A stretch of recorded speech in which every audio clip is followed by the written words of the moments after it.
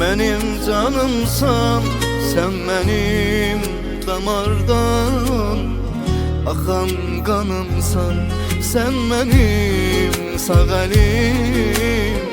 Hem sol yanımsan, kederi üzümle atansan oğlum. Varım dövletim sen, taş kaşımsan, sirrimi taşıyan sirdaşımsan.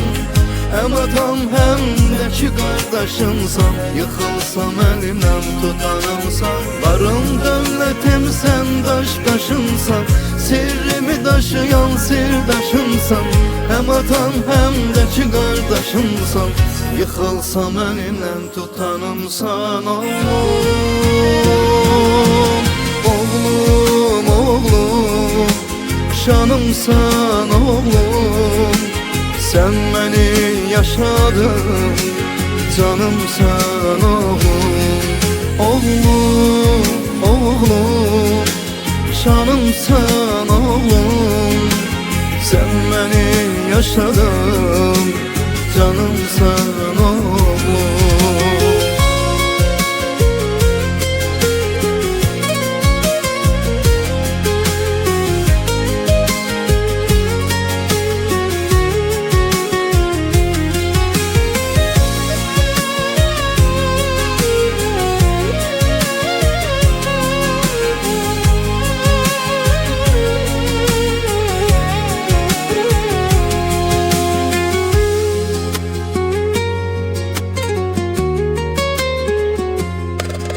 Şirindir söhbetin, şirindir sözün.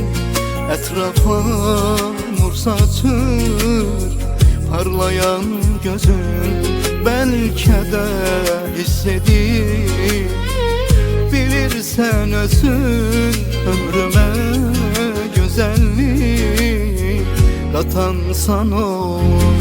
Varım devletim sen, taş kaşımsan, sirrimi taşıyan sirdaşımsan. Hem atam hem de ki kardeşimsan, yıkılsam elimden tutanımsan. Varım devletim sen, taş kaşımsan, sirrimi taşıyan sirdaşımsan. Hem atam hem de ki kardeşimsan, yıkılsam elimden tutanımsan. Yıkılsam elimden tutanımsan.